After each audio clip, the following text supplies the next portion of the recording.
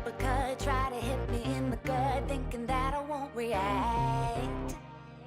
You whispering my name, thinking I won't be the same. Turn fiction into fact.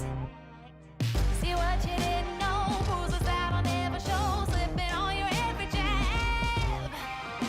So tighten up your fist, step into the ring with this. I hope your mama's got your back. First round, you thought you would've knocked me down. Fifth round, bleeding out the side of your mouth.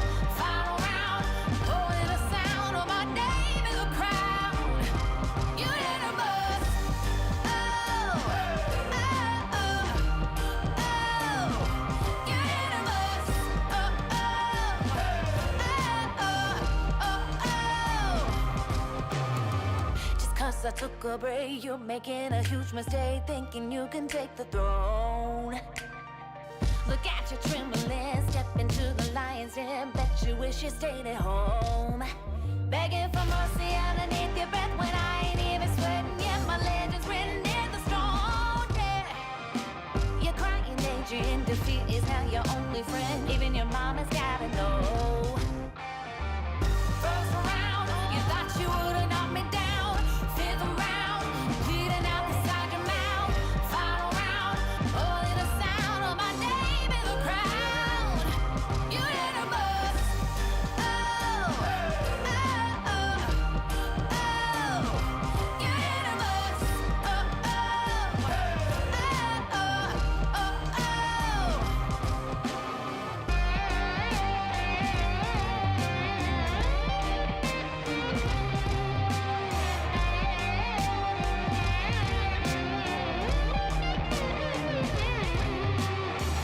First round,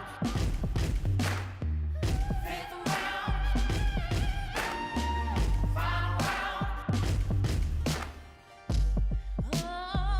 Oh, yeah. First round, fifth round,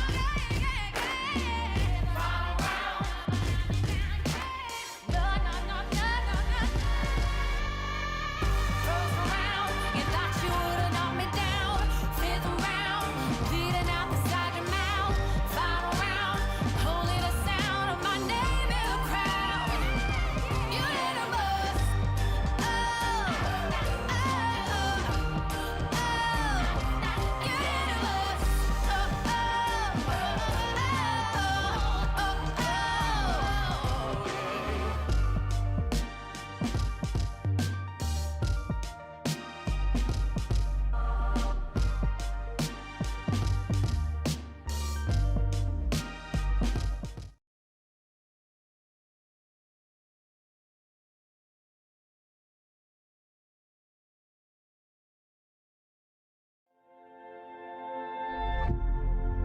Photo of you in my mind, on the table under lights. There's no one here but you and I. This neon town is yours and mine. And I said, hey, you stayed up through the days and night, laying we watched the world get light. Hey, sunlight freedom in your eyes. Please don't leave now.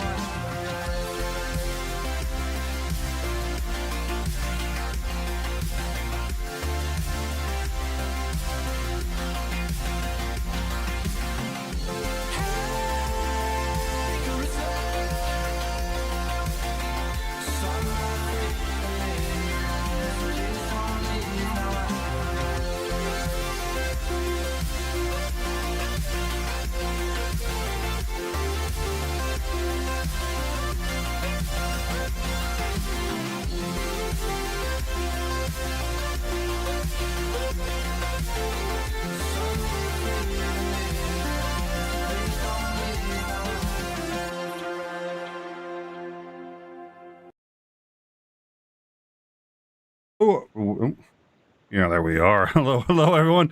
Welcome to After Dark. Thank you for joining us. This is the call-in show, so I hope you guys will call. The number is at the top of the description there. There's actually a number of ways to call in and say hello to us, so I hope you will do that. Now, it's also an open hang, so anybody who wants to join can come on in.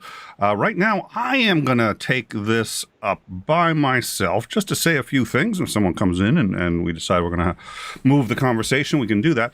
There's been a lot of interesting stuff going on and a lot of stuff we can talk about. One of the biggies is the Biden administration is going to make the so-called abortion pill available to anybody and everybody who wants it, which seems like it's going to undermine significantly the Texas abortion ban. So then on top of that, let's see, another major win for the Biden administration, which is the Federal Appeals Court has reinstated his vaccine testing and or mandate a rule for companies with with more than 100 employees. Fox News has been delivered really a staggering blow where the judges ruled that Dominion Voting Systems can proceed with its $1.6 billion defamation lawsuit, which is good. It needs to be done, and there really do need to be consequences for Fox and their behavior. And there's a whole bunch more to talk. We want to get into Fox behavior. That's going to be about 5 or 6 different shows right there.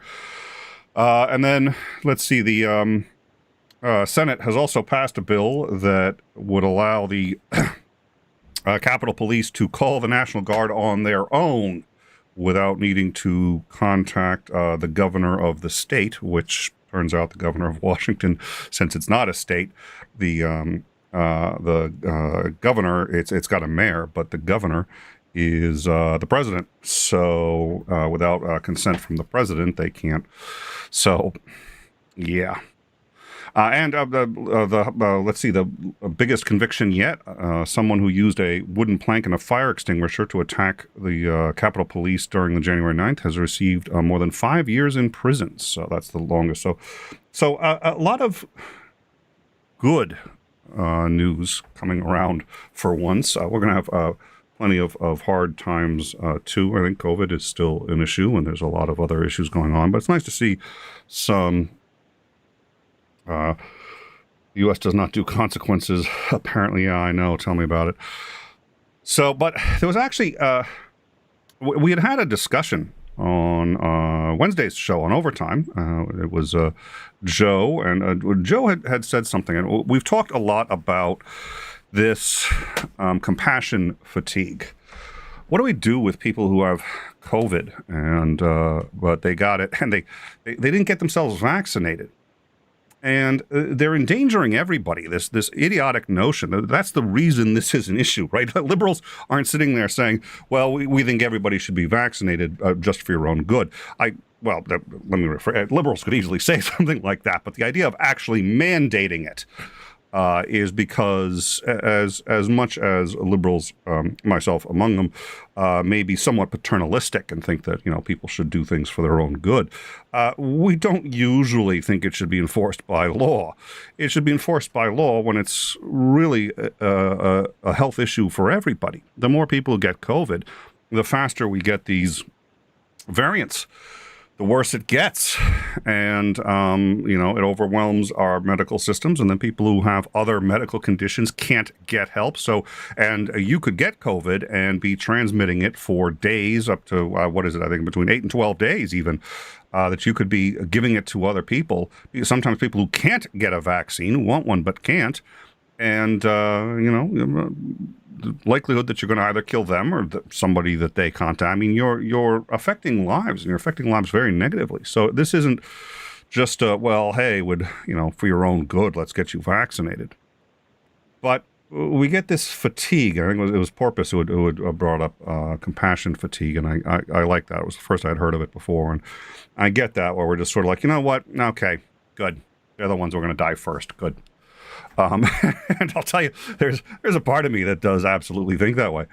I try to.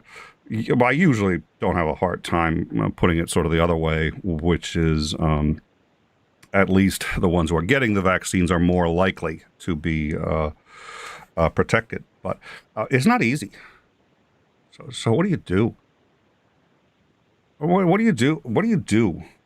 And we've got this Kentucky congressman that we talked about who has blocked aid to all these states, and the states have needed it. Even Texas when it needed it, and when Texas got hit by Harvey, I was for giving Texas aid. I'm pissed at how much money they take already. I'm pissed at how much they squander what they get from the rest of this country, and then act as if they're doing us a favor by sticking in the union. Now, fuck Texas.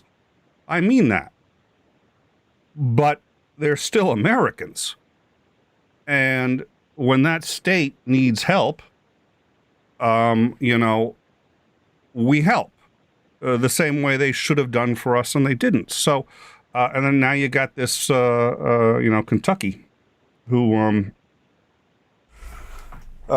this guy in Kentucky, who the senator or congressman who is saying, "Oh, we need help." Yeah, you know how many states have needed help, and he said no, and he said, quote, "These states should be learning to take care of themselves." Why can't Kentucky take care of itself? So I get that. And you get jaded, I think, the more you see in life the futility sometimes of the best of intentions. The good guys don't always win. And sometimes liars, cheats, thieves, yep, they get away with it. There isn't a whole heck of a lot you can do. In fact, that I can tell, I get away with it about 45 to 49% of the time. I mean, it's pretty significant. They get away with it. Of course they get away with it. We've all seen the terrible person who dies rich and happy. Yep, it happens. But I think it is undeniable.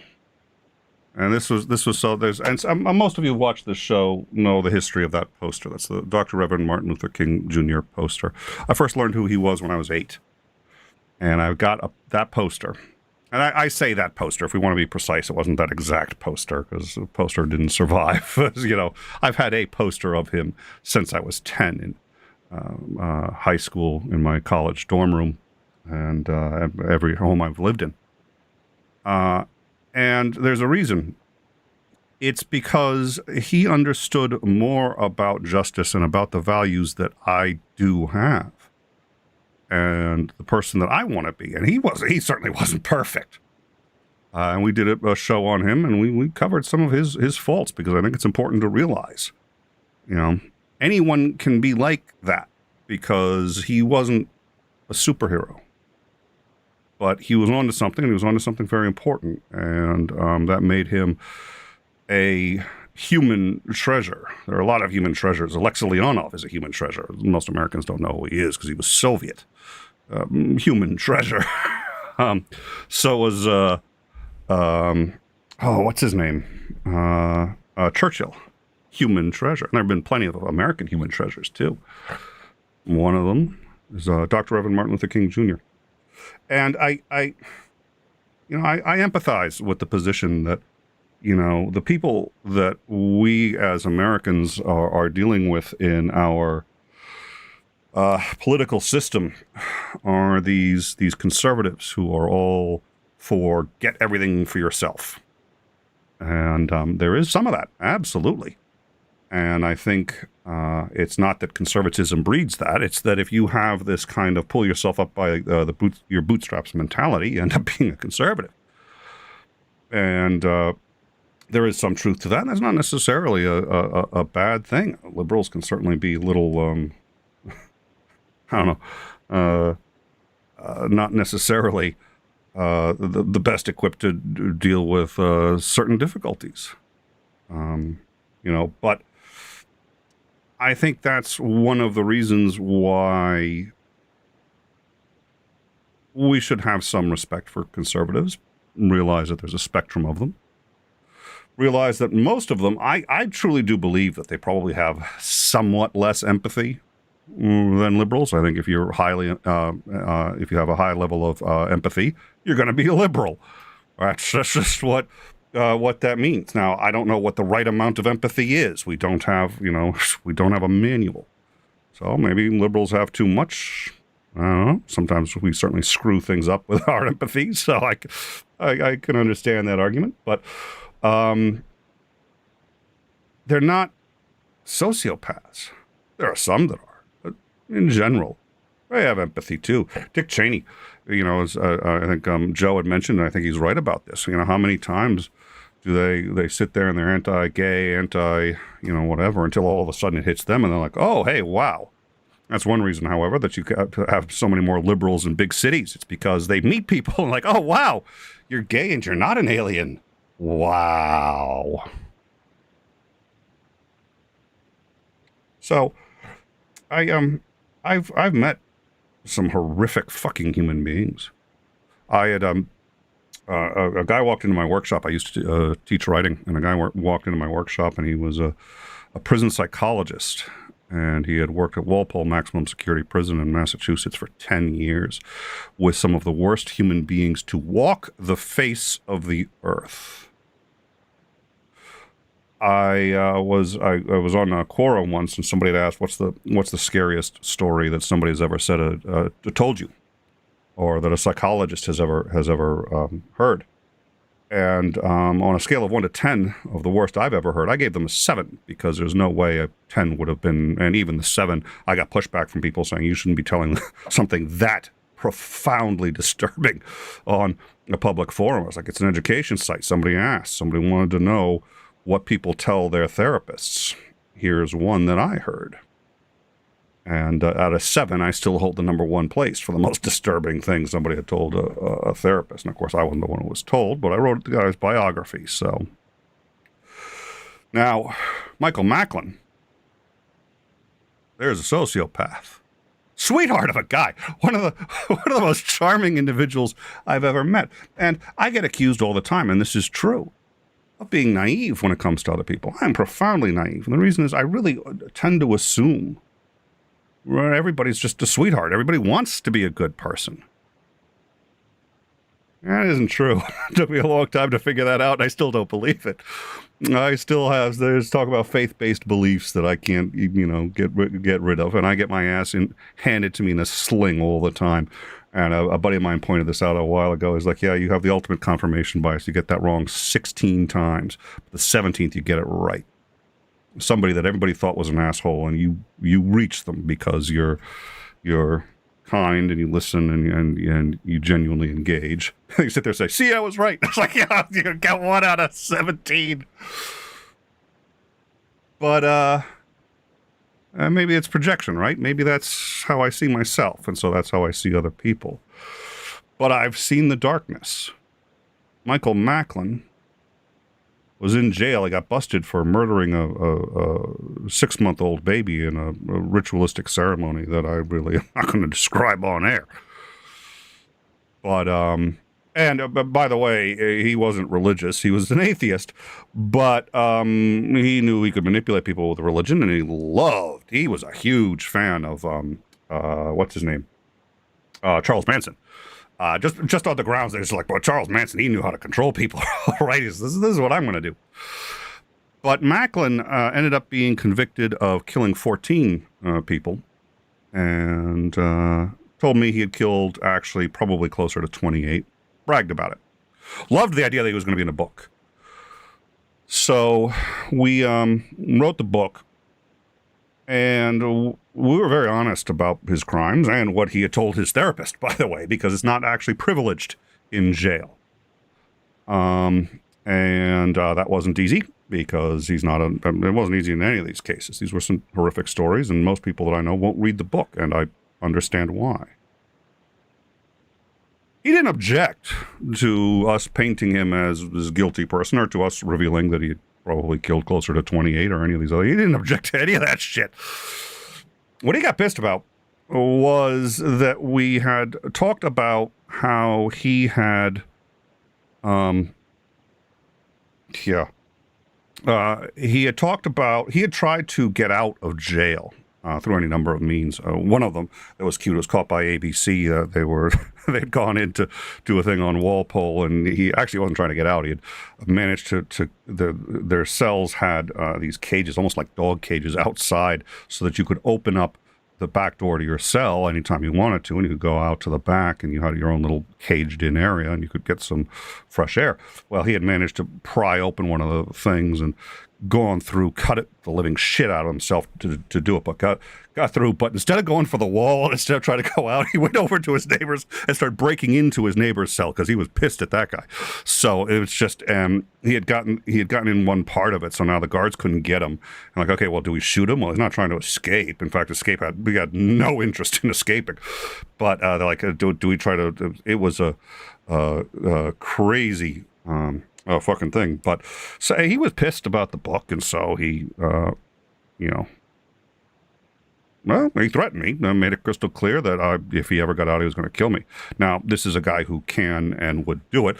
I know the top 10 people above me on the list. If they start popping off, I'm going to worry. But, I've seen evil, and I've seen horrible people, and I've seen people that cannot be reached. He's one of them. I don't know whether anyone can reach Mitch McConnell. Mitch McConnell certainly isn't a sociopath along those lines, but he's so jaded and so selfish. I don't know. But Martin Luther King Jr. would face dogs and fire hoses, knowing that we all, with rare exceptions. So when I say we all, keep in mind, I know Michael Macklin. So I know not all of us. But for the most part, any of us who are in civilized society, conservative, liberal, we have compassion. And we actually genuinely can't stand injustice. If we could, we wouldn't have created something called civilization. Injustice gnaws at us. Problem is, not everybody agrees on what injustice is. If you don't think a black person is a human being, well, what's happening to them isn't injustice. So, okay. But when we talk about who can you influence with your values,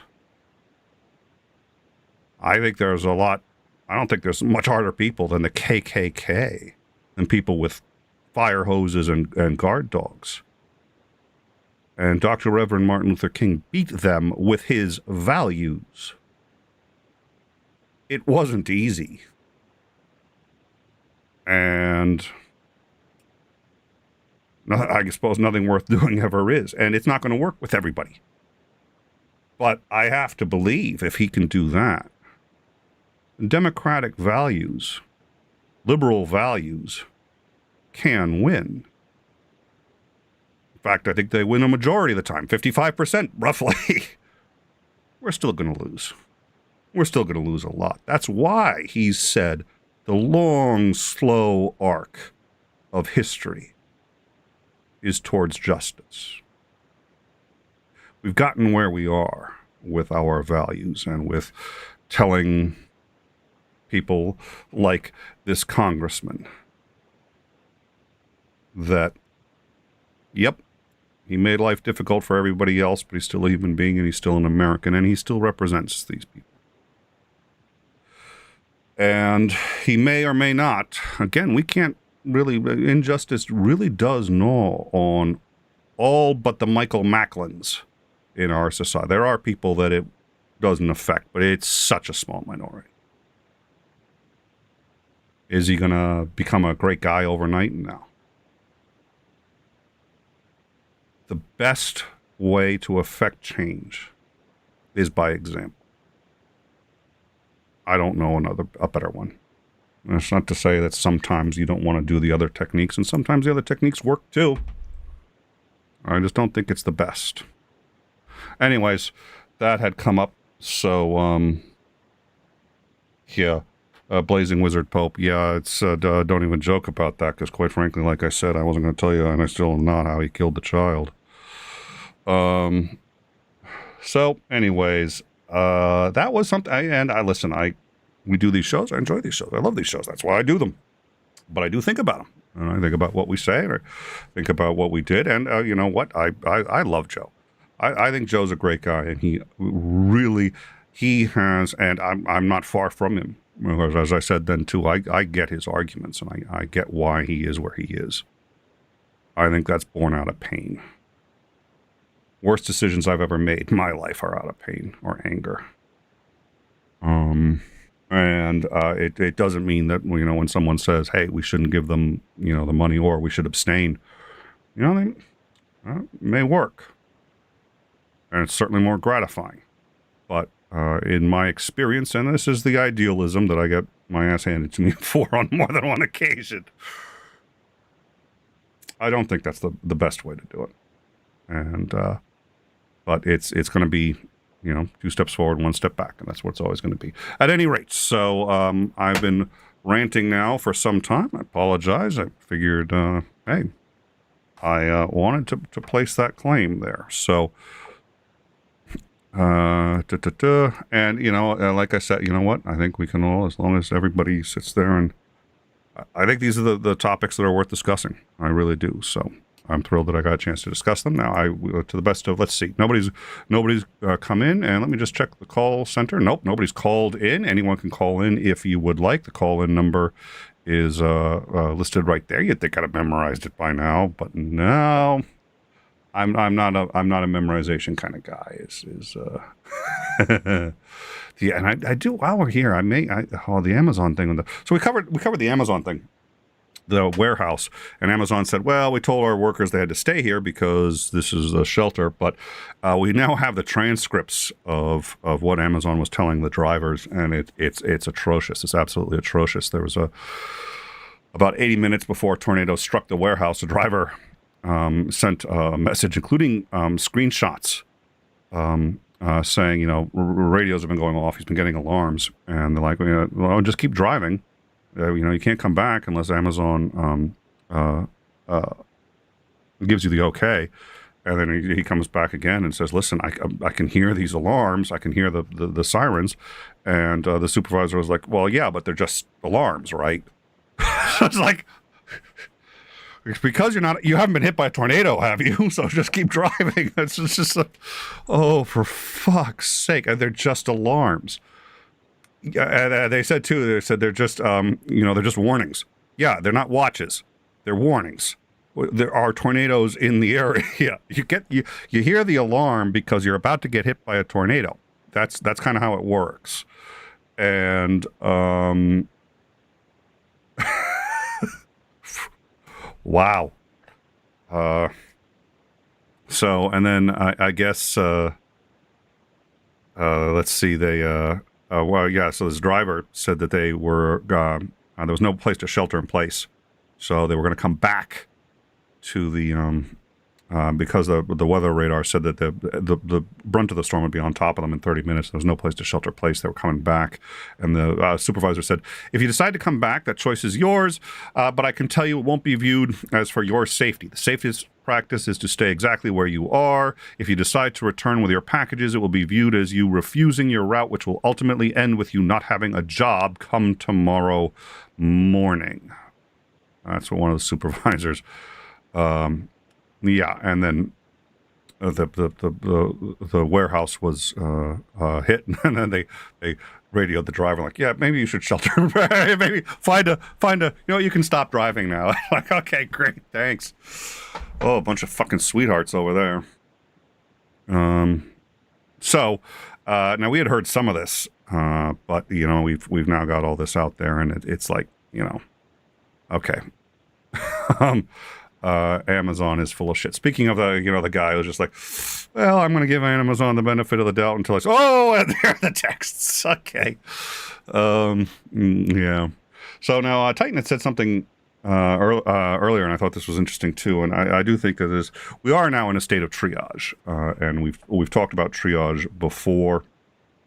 I told the story about my grandfather, who was a surgeon in Patton's Army. He was a field surgeon, and he arrived at the Battle of the Bulge to try to rescue the city of Bastogne that had been completely encircled. And he went in on a hang glider, crashed, and then was trapped in this glider unable to go anywhere for about 8 hours until the sun set, and then he could try to get out without getting shot, but they kept shooting at the wreckage of the glider. He managed to make it to a garage, and he was performing surgery. This is a little bit of a dark show tonight, I think, folks. I do apologize for that. He performed surgery for 48 hours straight, and shrapnel just kept coming into the garage as he's trying to work, so they take the bodies and they stack them up in front of the garage doors to try to stem the metal that's just flying in through these doors. And one of the people who had come in with him, one of the guards that had been guarding his life, and he knew the guy, that he was also in the same unit, and he had seen pictures of the guy's kids, read the letters home, came to him, had probably about a 40% chance of survival. Badly injured, well, from the same shrapnel. 40%. Another serviceman, grandfather had no idea who this guy was, but he had 60%. Took a look at the two of them. His buddy said, "Am I going to make it?" He goes, "Yep, you'll be fine. I'll get to you. You need to wait over there." Knowing full well he was never going to get to him. It's called triage. And hospitals in this country are in a state of triage. We're not as bad as Italy got, but, wait. And part of that does include, listen, if you're not vaccinated, your chances of survival go down. So if there's a 12-hour wait just for triage in Austin, Texas, which is what happened last year, if we get to that point again, yeah, the people who are vaccinated go first, and there's a number of reasons for that. Not the least of which is their chances of survival go up. It's not because they're liberal. It's not because they're great people. It's not because their chances of survival go up. And our hospital system cannot deal with what we've been overwhelmed with. We can't. We've been unable to do it. And Omicron is at least threatening to hit us worse. We'll see. So, Titan, I think, does bring up a valid point, which is at least some of these decisions are going to be made for us just by the nature of the triage, and of the fact, too, that, if you've been vaccinated, if they save your life, you're less likely to go out and spread COVID to other people and bring more people into the hospital. So, that's a sucky way to look at it, but that's where we are when you're in a crisis. So, what I'm going to do right now is I've been riffing for a little while. I'm going to go check on. Let's see. There's been a whole bunch of. Oh yeah, there's that was the Amazon bit, and I haven't even really been checking the live chat. So I've seen some of this here. The victims are much easier. Instead of let's give, you know what? I like that. Give them a loan, split the difference. We'll give you the money, but we want it back because we believe states should take care of themselves and be able to pull their own weight. That's a really good idea, actually. There you go. Split the difference. And I also want to make it clear, and this gets back to Martin Luther King Jr. as well. He was an immensely strong man. It is not a sign of weakness to do what he did. In fact, it takes more strength than most of us have. And he wasn't a pushover. And he wasn't, don't let anybody do anything. But he still stayed with his values. And there's, I think there's a way to, what do I know? I admitted earlier, too. I have my own fair share of bitterness from, failures on that front and others. It's, all right, so let's see. Boom, there we are. Okay, so,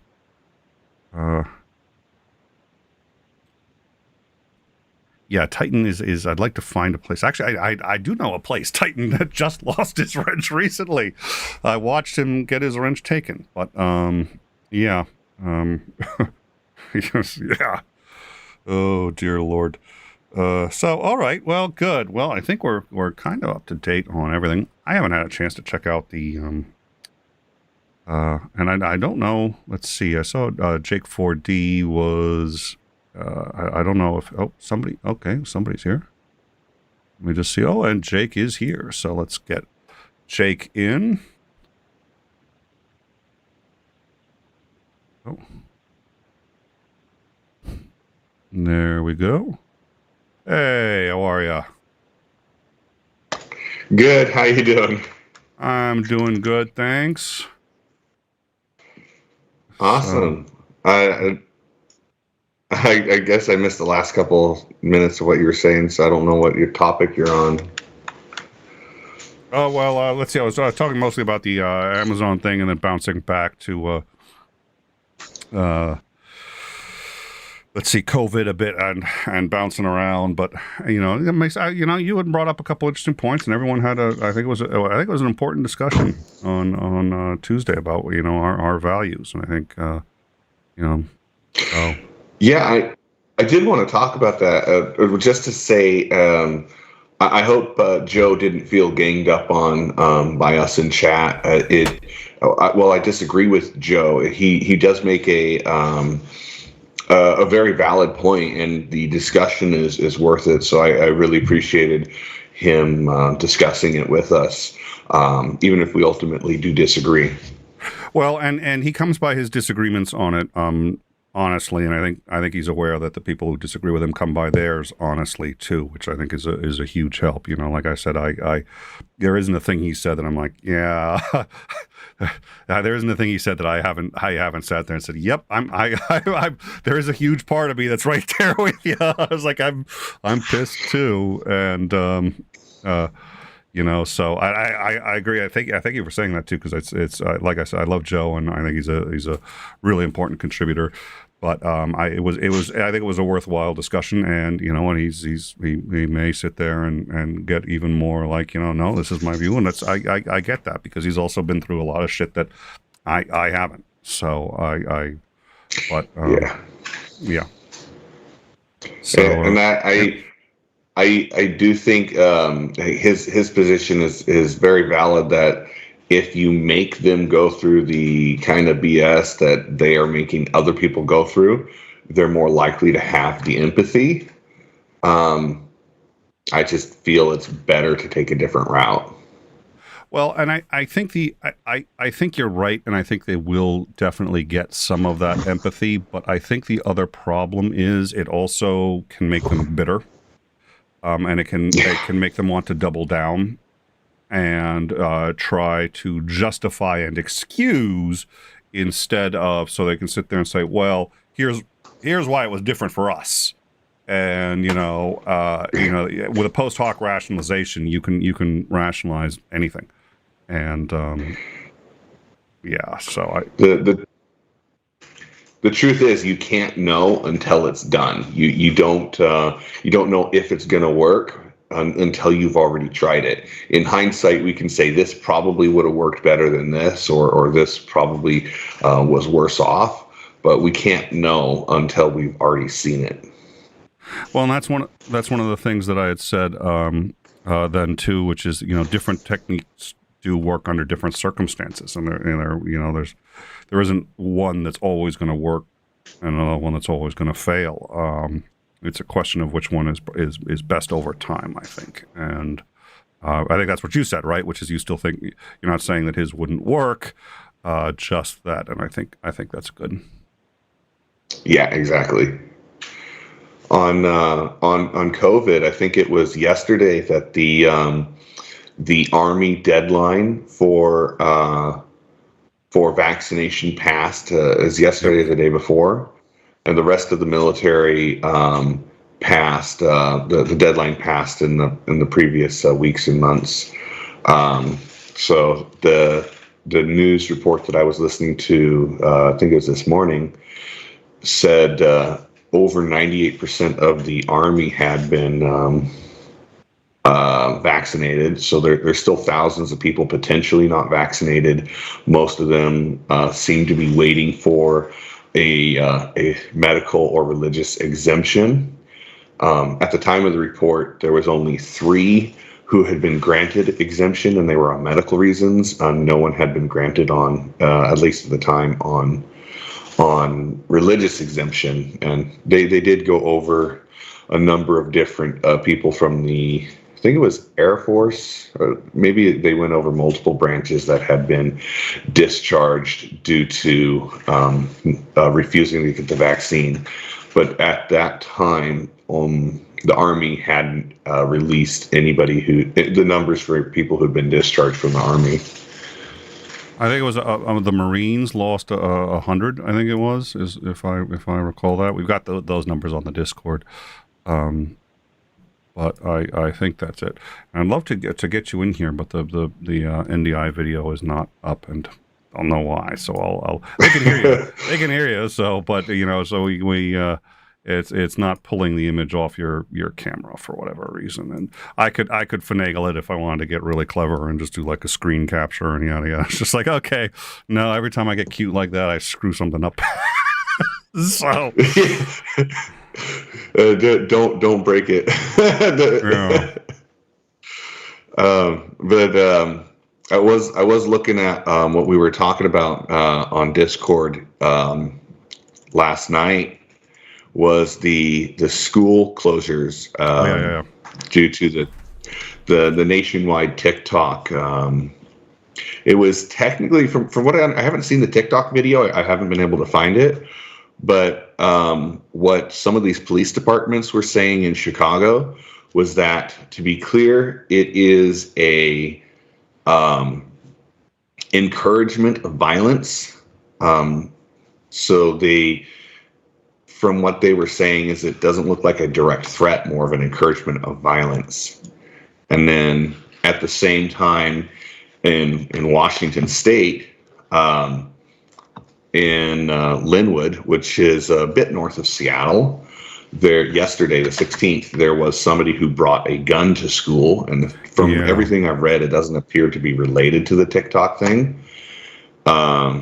So when you got November 30th shooting with Oxford High School, you got I want to say it was the 3rd of December that casing found, or the whole cartridge found in a school in Massachusetts. Then yesterday, the kid who brought a gun to school, and the people he showed it to went and told their parents, who called the police. And then at the same time, this TikTok thing going around. I know there's this type of thing does happen quite often around the U.S. as far as this type of stuff does happen. It all feels, right now, it feels really bad. It feels like it's all happening at once. And everybody is very much on edge. Some of the school districts here in Washington did completely close down, but most of them were under a modified lockdown. And at least in this area, what they mean by modified lockdown, for those who may not know, is the students come in and then all the exterior doors are locked and you cannot access it without your key card or key or someone directly letting you in. Most people are denied access to the campus for any reason. I don't know how they deal with late students at that point. You probably have to call to get them in. And then class interior happens more or less as usual. So I'm going to jump back a topic and interrupt really quickly, just because I think it's worth, because Daryl Frost brought up a good point, so I'm going to put this up here. So triage works the other way around. The most ill go first, not the last. When you talk about triage at a hospital and you go in and the triage is the first thing, and they sit there and they figure out how sick are you, and then yes, the sickest ones go first. And if you're having a heart attack, they'll see you pretty quick. If not, you're going to wait until everything else gets cleared. But triage in the medical emergency sense, and there may be a different word for it, but when a state goes into or a state or a hospital goes into an actual state of triage, then what they do is they every incoming patient, they assess what is the likelihood that we will be able to save this patient. And then the ones that have the highest likelihood of being able to save, they treat first. And that's why when New York entered a state of triage, they were not even bothering to resuscitate. So if somebody died and there was a, say, 10% chance that through CPR they could resuscitate them, the state of New York issued orders to not resuscitate. And the reason was because there were so many people that needed an ambulance. You could, if the ambulance just drove away and found somebody else that needed an ambulance and had a 40, 50, or even 60% chance of survival, better to leave the one who had only a 10% chance of survival if you spent 10 minutes trying to resuscitate them. So there was just a DNR issued basically statewide, which was considered unethical by most EMS doctors, because they said, no, you deal with the patients you've got right now, not with potential future patients. And like, no, we're in a state of triage. We're trying to save as many lives as possible over time. And so the rules dramatically change for that. And it's a numbers game. So older patients, you wait, because it's for the same reason. It's what happens. That's what happens when so it's not the same triage as when you go into a hospital. It's what happens when medical resources are no longer sufficient to cover demand by even the smallest, by even by any measure. So another good example is like transplants, right? We do not have enough hearts and other organs to meet demand by any stretch of the imagination. So they don't go by who's most likely to die. They don't sit there and say, oh, you're going to die tomorrow if you don't get one, but this guy is going to die maybe in a week, so we'll give it to the one who's going to die tomorrow. No, they go by who's the most likely to benefit from it over the longest period of time. So if you're younger, if you take good care of yourself, you're more likely to get a heart than if you're older and you don't. Why? Because there aren't enough hearts to go around. They don't want to waste them on somebody who's going to be able to utilize it to its fullest. So it's this utilitarian model. That's triage. And most of the organ donation in this country is in that state of triage, because we are woefully we just don't have enough resources. So when a system gets overwhelmed, that's what you end up with. So that's the distinction. Anyway, so you were talking about I don't think the gun that they found at the school, I don't think that had anything to do with it. I didn't realize that schools had closed. Yeah, not all schools. Only some districts closed, but most of them were in a modified lockdown. Yeah, there was They put an extra a few cop cars in front of my kids' school, and they noticed too. My daughter went to her band teacher and said, "They're here to arrest you." She's like, "Fuck." Way to go! Oh. Yeah, it was like when you hear a siren, you're like, "Oh, hey, they're coming for you now." We used to say that to our brothers all the time.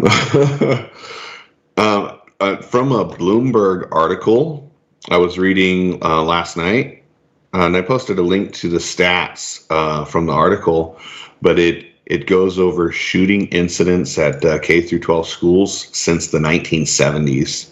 It's in the news section of the Discord, and I could post it in chat if somebody wants it. And this is from the Center for Homeland Defense and Security.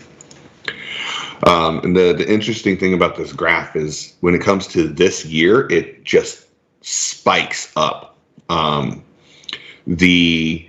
It's changed since yesterday. The non-active shooter incidents. So this is incidents per year. The non-active shooter incidents in 2021 so far is 238. And the not in schools. Active shooter. Oh no, that is schools. It is schools. Yeah. Wow. K through 12 schools. Wow. And the active shooters is 9 incidents with an active shooter. And then just comparing it to last year, which is pretty close to the way it's been for the last 3 years, is 113. So the non-active shooters. And it says one active shooter incident, which is lower than most. Just looking at the combination of the two, or just looking at the non-active shooters, that's more than doubled from last year to this year, which is, so this year is more than double what it was over the last 3 years. Oh, yep, I see that. So, and anyone who wants to join our Discord, so first of all, please do like and subscribe. It really does help the channel. It helps us in a lot of ways. So that's just one great way to support the channel. You can also become a member, get access to some extra content and stuff, and we do our Patreon meeting, but also our Discord. We the show really draws heavily from the Discord, and we curate news there that is noteworthy and show-worthy, and so you'll find all of this stuff and discussions of it on the Discord. So thank you for putting that there. But yeah, this is every instance the gun is brandished, fired, or a bullet hits school property for any reason. I was like, yeah, okay. At the bottom of that page, when it does the pie charts, some of these pie charts are very interesting. At the distribution, like affiliation, like only 43% were actual students. There's one down here that talks about drive-bys, which you say only 43%. That still strikes me as rather high. But yeah, it isn't. It isn't. You're right. I mean, one might think it's like as high as 80%, but still 43% of the incidents are, yeah. Okay, so you were saying, I'm sorry. Yeah, the one that surprised me was drive-bys, which I don't remember which chart it's in. There's 5 of them down here, but drive-bys at a school is like, I know that's possible. It just seems insane that a school would get hit as a drive-by shooting. I mean, I'll stick with that. It is insane that a school would be hit with a drive-by shooting. I was just, oh my gosh. And the second to last one is the time period. Like almost 20% in morning classes. Then there are over 10% at sporting events and 10% at afternoon classes.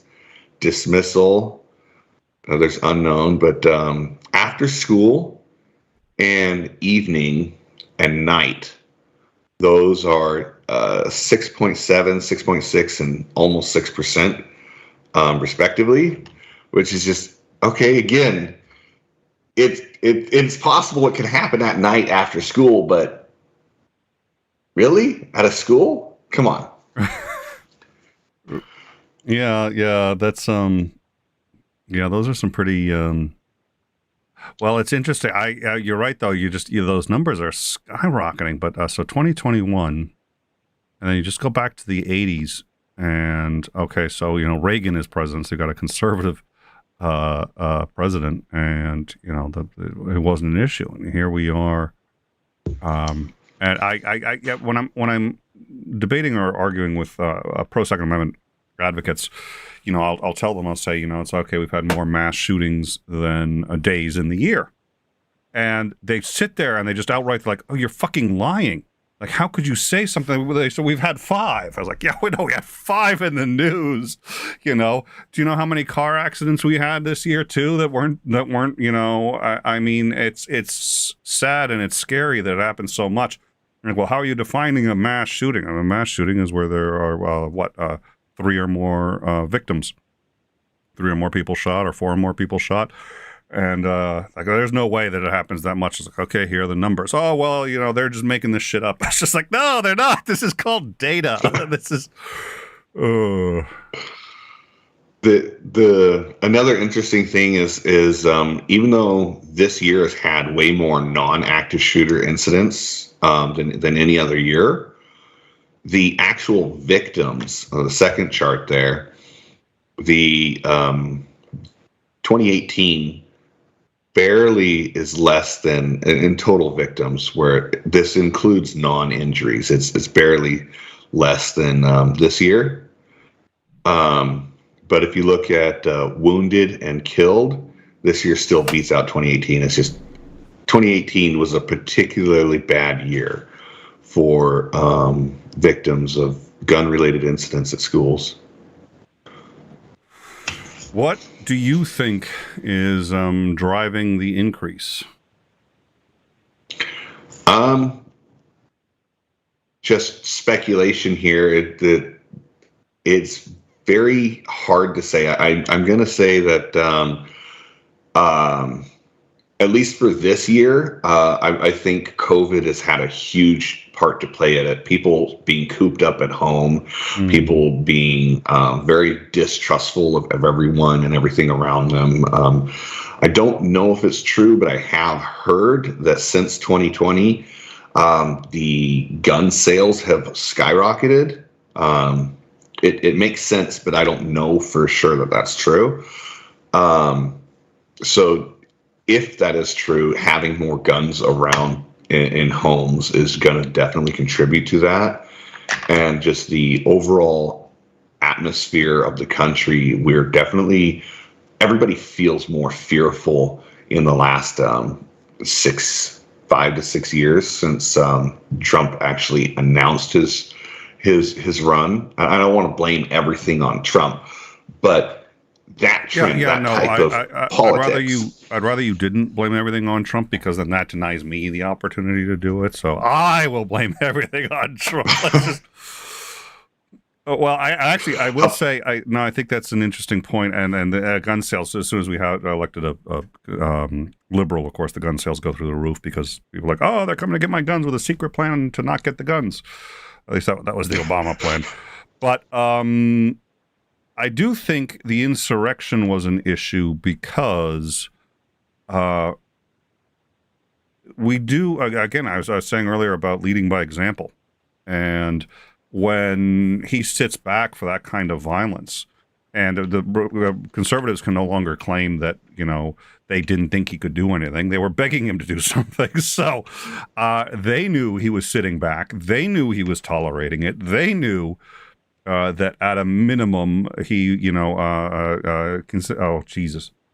𝐂𝐚𝐥𝐥 𝐈𝐧. Oh, dear Lord. Silence implies consent. If you don't say anything, that assumes you consent. And okay. Oh, Hannity came out and said, well, he did say something. Said, yeah, I did one tweet, and even his own son said, that ain't sufficient. That ain't gonna cut it. Yeah, so I think you see that, and people are sitting there going like, oh, it's okay to solve problems with guns. And there is a problem. I actually learned a lot about human psychology when I learned to train dogs. Because, humans are obviously more complex, but share a common ancestor. And the reality is, the psychology isn't all that different, and a lot of very similar needs. And one thing is that if a dog does something wrong, you can't punish a dog. Punishing a dog is worthless. You cannot punish a dog. It's not even possible. And the reason it's not possible is because what you do that you would call punishment, the dog isn't going to associate with the act, because a punishment ostensibly comes some period of time afterwards. The only way to get the dog to associate it with the act is a correction. So is to immediately intercede as the dog is doing something wrong. So you correct the behavior.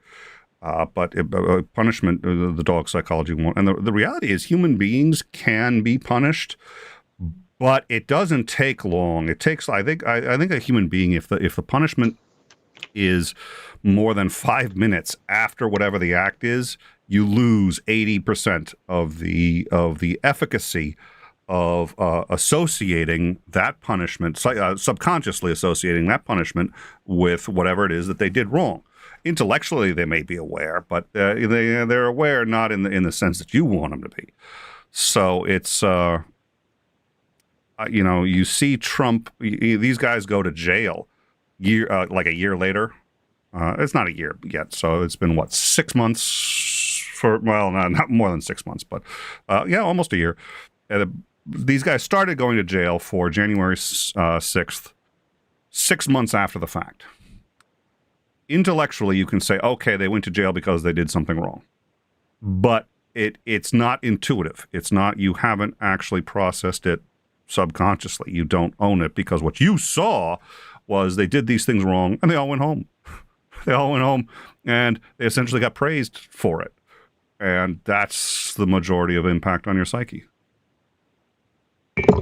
Yeah, it's really, really important to, when disciplining a child, to make sure that the discipline fits in all sorts of ways, but especially in time period.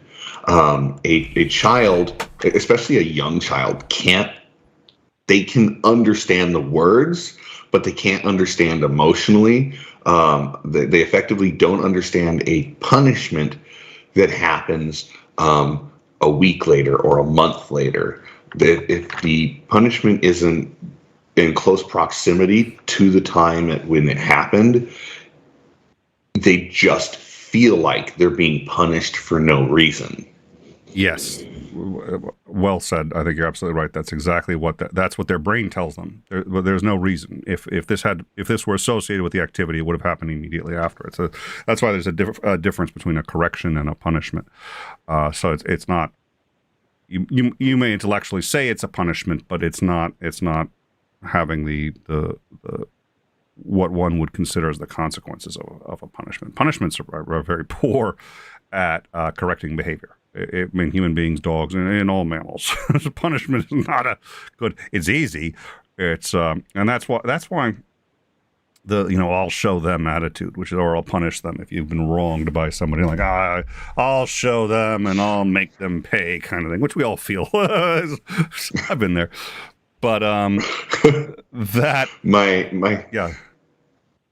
My son did something yesterday, and he says, "Can I play Minecraft now?" I'm like, "No, you can't play Minecraft. You did this thing yesterday." And he's like, "That was yesterday. This is today."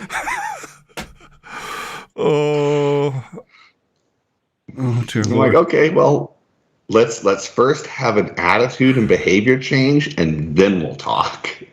Yeah. Oh, and we've got a $5 super chat from the native atheist. It's just a beer, I guess.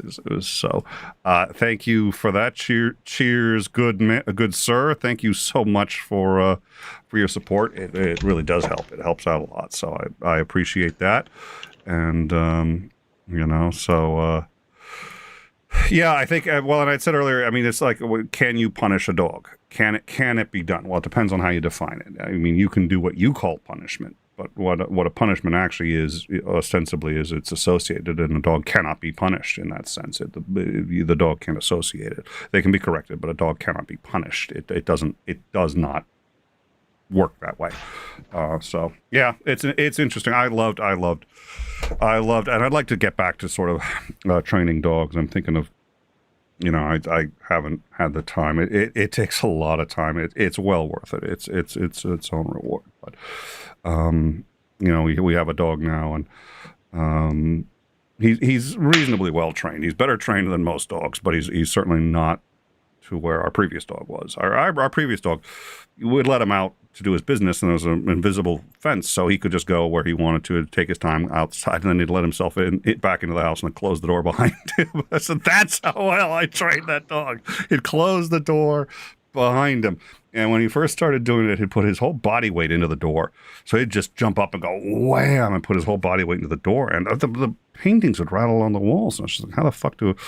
And so I tried really hard to get him to stop doing that, but I couldn't figure out how to get him to stop doing that. So I said, okay, you know what? I give up. I am an autodidact. I taught myself how to train dogs. I read everything there was to do on it. I saw the videos. I went to friends who were training dogs professionally and watched them do it, engaged, and did the whole 9 yards. But that's it. I got to call a pro because I can't do this. So I pick up the yellow pages and start going through and yes, it was an actual yellow pages because my town has one. So, and they give it to me whether I want it or not. So they're trying to unload all of them. It's probably from the 80s, but at any rate, so I'm going through. My wife is like, "You're an idiot. What are you fucking doing?" I said, "Well, I need a professional. I can't figure out how to get him to stop slamming the door." She goes, "Okay, so you're going to call a dog trainer and say, yeah, my dog goes outside, poops, and then comes back in the house, but when he closes the door, he always slams it. You know, he's like, could you come in and help me train the dog not to slam the He's like, I'm gonna hang up on your ass. It's just like, you're gonna think you're fucking trolling the dogs. I was like, yeah, you know what? That's a good point. And I don't even know what got him to stop. He really did stop on his own. I don't get credit for that one. He stopped on his own. But I should put footage of that. I actually do have some footage of that on my phone. I should put footage of him because he was great about it. But oh dear Lord. So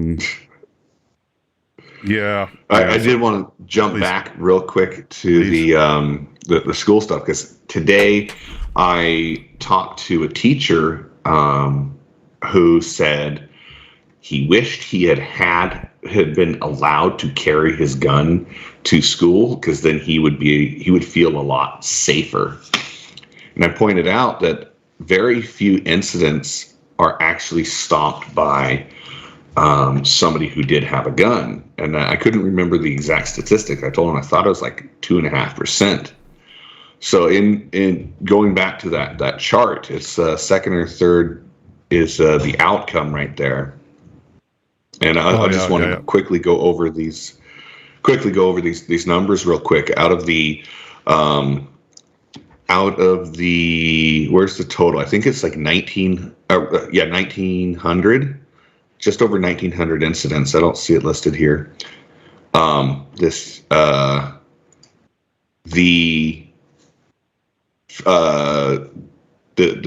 person with the weapon, whether it be a shooter or non-shooter incident, 36% fled after the incident. Yep. 27% escaped.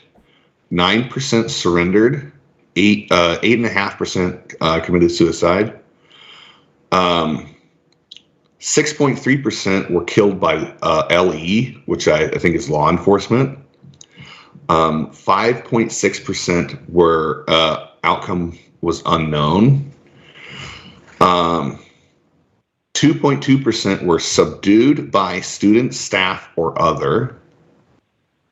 1.3%. It just says law enforcement, doesn't say anything else about it. 1.2 were apprehended or killed by an SRO. And I was looking it up. SRO seems to be like a safety officer, an off-duty police officer, I think. I'm not 100%. 1.2 attempted suicide, and 1.2% attempted suicide.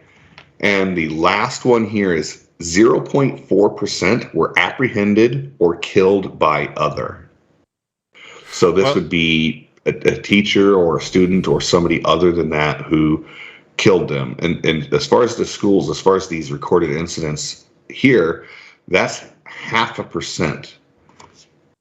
Well, and yeah, so so you got more than 80% in the first four categories. More than 80% in the first four categories. You're down to apprehended or killed by LE, the law enforcement. So that's already below 8%. That looks like that's about 7%. So anything is going to be less than that's 7%. So subdued by students, staff, or other. That looks to me to be less than 2%, less than 1%, even if, it's in my high school.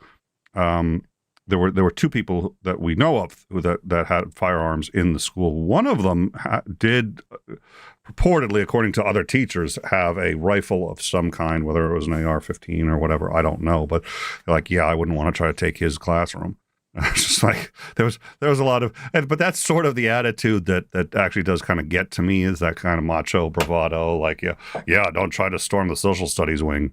It's like, I wasn't planning on trying to storm the social studies wing, but thanks. He had said to me that the teachers in Texas are allowed to carry concealed in school. So I don't know if that's true, but it sounds like Texas. I'm in Massachusetts, and we had two teachers who, well, I don't know if they carried. I know they had them. I know they had them in the room. I don't know what the applicable laws were. I don't, but if it's in Massachusetts and they can do it, I have to believe. Now, one of them had been law enforcement, so I don't know if that changed things, but yeah. Now, if I was a teacher and I was allowed to carry, I would definitely feel safer during an incident. But I don't know if that's a good idea, especially the way high school students can be in some areas. Just like, do you really want a teacher who's underpaid having a gun around students who can't sit down or listen for 5 seconds? Well, and this one of the things that the studies show, and this is something that you can't deny. This is we know this is true. And because everyone says, well, that's everyone else and not me, they ignore the stat. And the stat is that if you have a gun, if you ever are going to use that gun, if it turns out that you in the future use that gun, there is a 4 in 5 chance that you'll be using it either on yourself or on a family member, friend, loved one, or in an accident. There is a 1 in 5 chance you'll be using it in self-defense. 1 in 5, if it ends up getting used. So, and everyone's like, oh, okay, well, I'm the one who's, because I take care of my gun, and I always make sure that. And there was the guy in Detroit who thought his kid was in bed. His kid snuck out, and went to a party, came back 3 a.m. He was a high school kid, and his father hears somebody breaking into the house. And he thinks his family's in, so he takes the gun, goes downstairs, sees someone, shoots him. It's his son. And, that is more likely than the good guy with a gun scenario that you're going to stop a burglary. You might. And hey, if I'm in that situation, I'll be glad if I've got a gun. But that's not what the majority of cases end up being. And everyone who hears that stat says, well, no, I'm going to be, and I hear too, the other one is that it's going to get stolen. That's one of the 4 in 5. Someone's going to steal it and use it. And someone's like, oh, well, no, that's not going to happen to me because it's like, okay, wait a minute. Either you've got the thing locked up so that it's really hard to get to, in which case, if you need it in a crisis, you won't be able to get it, or it's easy to get. If you hear somebody, downstairs, you can have it in your hands in 5 seconds flat, and you can go down and defend your home, in which case, okay, it's easy to get, but now it's not safe. So you can't have both. You can't do both with a gun. So, yeah. Well, if you had a safe that had a fingerprint reader in conjunction with a quick access keypad. That's a good one. Okay, yeah. There's the potential for it being quick to open. Although you'd have to make sure you get one that's actually good security, not one that could be broken into easy by a kid. But I'm entirely convinced that if we required mandatory safety and operation training, that those numbers would change. I don't know how much, but they would definitely change to be less incidents with family members. It would go from 80% down, and then it would improve, yeah. Reasonable, like what a lot of states don't have is the bare minimum reasonable restrictions on gun storage. A lock and this type of thing is just non-existent. I don't know about most, but in a lot of places it just does not exist. And these types of things, like if the gun was in a lock, in a safe that, or had let's just say if it was in a safe that, I want to say his name was Ethan, Oxford High School, the 30th of November. If it was in a location where he could not access it, that shooting would not have happened. Yep. And this minimum safety training, which I don't know if they had at that particular incident, but minimum safety training, storage requirements, and I do think we should have mental health requirements as well. These types of things would be significantly lowered, undoubtedly. I do think that's true, and I think that's one of the things that I've become. One of the arguments on abortion, and I think we should probably try to wrap this up pretty soon, but one of the arguments on abortion is, look, whether you're pro-choice or pro-life, one thing that we can all agree on is that we'd like to see fewer abortions, right? So, if you make condoms available, if you do all of these basic things, we can have far fewer abortions. And then what ends up happening is, if you can make the pill available, do all these, and then there are so many pro-lifers who say, no, we won't do that because we're ceding ground to the pro-choicers, and we don't want to, just like, at some level, you're either going to win or lose, and if there's compromises that both sides can agree on and make it better, and I think, okay, right now, guns are legal. So trying to find ways to make it so that these kinds of things are less likely to happen, and doing so in a way that comports with the law, and people are saying, hey, that's a common sense idea that maybe both sides can get behind. It doesn't solve the problem really for either side, but the only reason I'm against guns is because of those kinds of things, and because they kill people. If we could stop, if it was guaranteed it would just be used in self-defense and that's it, I'd be okay with them. But that's just not how it works. But we get closer to that, I'm happier. Yeah, and Daryl Frost is saying it follows the 80-20 rule in what you were given earlier. Yep, I don't have the stats yeah, please. Reasonable restrictions, exactly. I completely agree with you. If we can make some compromise on both sides, at the very least, we can move towards a better spot. We'll never get to 100% safety. We'll never get to something like that. But at least if we can cut down on some of the rhetoric, we can at least get together and make it a better place. You will absolutely never stop abortion. It just cannot happen. If you completely outlaw it, you will just have people breaking the law to take medical matters into their own hands, which, I can't see why you would put so much horrible restrictions on people who can get pregnant like this. But that you're just going to end up killing people who can get pregnant because they're going to do it at home for a procedure that should absolutely be done by a professional. And that this makes everybody all around more safe. And yeah. All right. Well, listen, I think I'm gonna wrap this up. Was there anything else that you wanted to say before we get going? No, I think we covered everything I had in my head. All right. Well, I really appreciate you coming by. Yeah. What?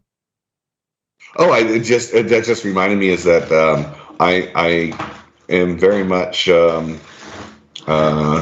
I can't wait for us to have a more in-depth discussion on this topic, because on the guns, especially if Pat, I think it is, can attend. Oh yeah. No, I think Pat would make it interesting. So it is Andrew. So yeah.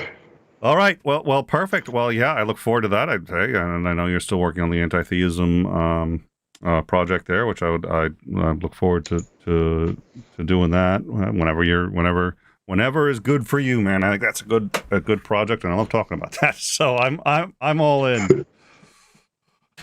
Well, thank you all for joining us once again. You fritter away another 90 minutes on In Time. We appreciate you coming, and I think that had some good things to discuss, and we look forward to seeing you all next week. And I want to thank Jake for coming by. I want to thank oh wow, sorry, my just lost it. It was Native Atheist for his super chat, and for the support of our patrons, and for the support of people who are channel members. Becoming a member of the channel really does help, and it's just a great way, You know, it's a price of a cup of coffee, but it helps keep the channel going. So thank you to all of you. Thank you again to Jake for coming by, and we look forward to seeing you guys next week. So have a marvelous weekend and happy holidays all. Welcome to In Time. Please don't forget to like, subscribe, and hit that bell for notifications. We read all of your comments, and if you like this video, please don't forget to share.